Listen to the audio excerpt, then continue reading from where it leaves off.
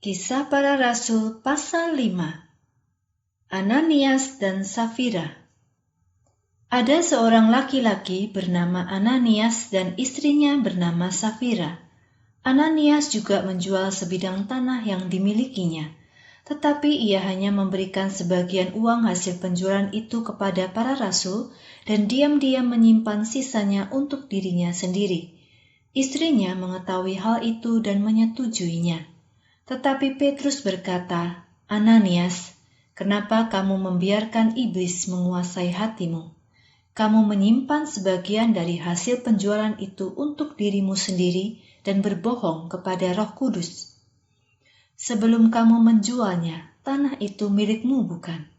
Bahkan setelah kamu menjualnya, hasil penjualannya dapat kamu pakai sesuai dengan keinginanmu. Tetapi kenapa kamu berbohong? Kamu membohongi Allah, bukan membohongi kami." Ketika Ananias mendengar perkataan itu, ia pun jatuh dan mati. Maka semua orang yang mendengarnya menjadi sangat takut. Lalu beberapa pemuda datang dan membungkus mayat Ananias dengan kafan dan menggotongnya keluar untuk dikuburkan. Kira-kira 3 jam kemudian, istri Ananias yaitu Safira masuk, tetapi ia tidak tahu apa yang sudah terjadi pada suaminya. Lalu Petrus berkata kepadanya, "Katakan kepadaku, berapa uang yang kamu dapat dari hasil penjualan tanahmu? Sebanyak inikah?" Safira menjawab, "Ya, sebanyak itulah yang kami dapatkan dari penjualan tanah itu." Petrus berkata kepadanya, "Kenapa kamu dan suamimu sepakat untuk mencobai Roh Tuhan? Ketahuilah, orang-orang yang menguburkan suamimu ada di depan pintu. Mereka juga akan membawamu keluar dengan cara yang sama." Saat itu juga, Safira terjatuh di dekat kaki Petrus dan mati. Pemuda-pemuda itu masuk dan melihat ia sudah mati. Lalu mereka menggotongnya keluar dan menguburkannya di samping suaminya.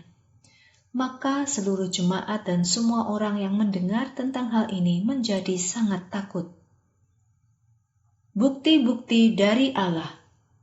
Para rasul diberi kuasa untuk melakukan mujizat dan hal-hal ajaib di tengah orang banyak. Dan dengan bersatu hati, mereka semua berkumpul di serambi Salomo. Tidak ada orang lain yang berani bergabung dengan mereka, tetapi semua orang sangat menghormati mereka. Maka semakin banyak orang yang percaya kepada Tuhan, dan banyak laki-laki maupun perempuan yang ditambahkan ke dalam jumlah orang-orang percaya itu. Bahkan banyak orang membawa orang-orang sakit ke jalan-jalan dan membaringkan mereka di kasur kecil dan tikar. Mereka berharap saat Petrus lewat, bayangannya akan mengenai siapapun yang sakit di situ. Banyak juga orang yang datang dari kota-kota di sekitar Yerusalem yang membawa orang-orang sakit dan yang dirasuki oleh roh-roh jahat. Mereka semua disembuhkan. Para rasul ditangkap. Imam besar dan para pengikutnya, yaitu kelompok Saduki, menjadi sangat iri. Lalu mereka menangkap para rasul dan memasukkan mereka ke dalam penjara. Tetapi pada malam hari, seorang malaikat Tuhan membuka pintu-pintu penjara dan membawa para rasul itu keluar. Malaikat itu berkata, "Pergi dan berdirilah di dalam bait Allah. Beritakanlah kepada orang-orang segala sesuatu tentang firman kehidupan ini." Setelah para rasul mendengar perintah ini, pagi-pagi sekali mereka masuk ke dalam bait Allah dan mulai mengajar orang banyak. Para imam besar dan pengikutnya berkumpul untuk mengadakan sidang bersama. Bahkan semua anggota Sanhedrin juga datang.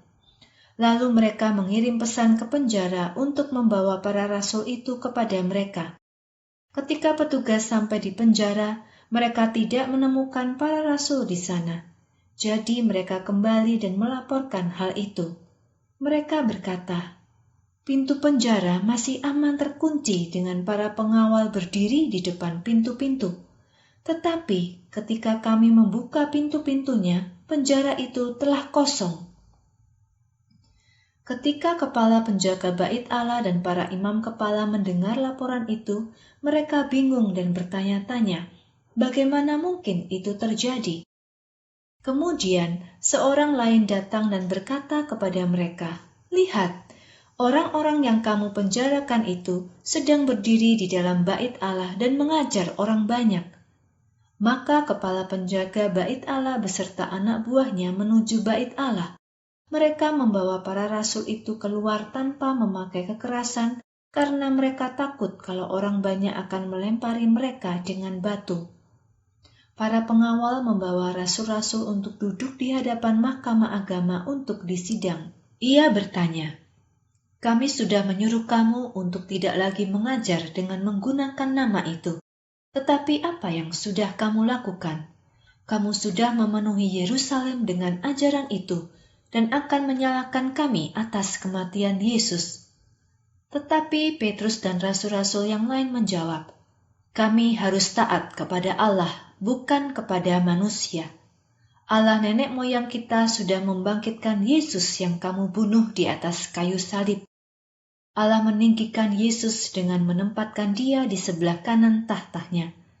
Allah menjadikan dia pemimpin dan juru selamat untuk membawa pertobatan bagi Israel dan pengampunan atas dosa-dosa mereka. Kami sudah menjadi saksi atas semua yang terjadi. Roh Kudus yang Allah berikan kepada mereka yang taat kepadanya juga menjadi saksi atas semua yang terjadi ini." Ketika mendengar penjelasan para rasul ini, mereka menjadi sangat marah. Mereka ingin membunuh rasul-rasul itu. Tetapi salah satu anggota mahkamah agama berdiri, yaitu Gamaliel, seorang Farisi dan guru Taurat yang sangat dihormati oleh semua orang. Ia menyuruh orang-orang membawa rasul-rasul itu meninggalkan persidangan untuk sementara. Kemudian ia berkata kepada para anggota sidang, "Hai orang-orang Israel, berhati-hatilah dengan apa yang ingin kamu lakukan terhadap orang-orang ini. Ingatkah kamu dengan Teudas yang muncul dan mengaku diri sebagai orang penting? Kira-kira 400 orang menjadi pengikutnya. Tetapi ketika ia dibunuh, semua pengikutnya tercerai-berai dan tidak ada lagi bekasnya sekarang. Kemudian, pada masa penghitungan penduduk, seorang bernama Yudas dari Galilea membuat banyak orang bergabung ke dalam kelompoknya. Tetapi ketika ia terbunuh, semua pengikutnya juga tercerai-berai di mana-mana. Jadi aku berkata kepadamu, jauhilah orang-orang ini, biarkanlah mereka. Jika rencana mereka berasal dari manusia, maka rencana itu akan gagal. Tetapi jika rencana itu berasal dari Allah, maka kamu tidak akan mampu menghentikan mereka. Bahkan mungkin kamu akan melawan Allah sendiri. Gamaliel berhasil meyakinkan mereka. Karena itu, mereka memanggil kembali rasul-rasul itu dan memerintahkan orang untuk memukuli mereka. Setelah itu, mereka melarang rasul-rasul untuk mengajar dalam nama Yesus dan barulah kemudian mereka dibebaskan. Para rasul meninggalkan sidang mahkamah agama dengan bersukacita karena diberi kehormatan untuk menderita penghinaan karena nama Yesus. Setiap hari di bait Allah dan dari rumah ke rumah, mereka tidak berhenti mengajar dan memberitakan kabar baik bahwa Yesus adalah Kristus, Sang Mesias.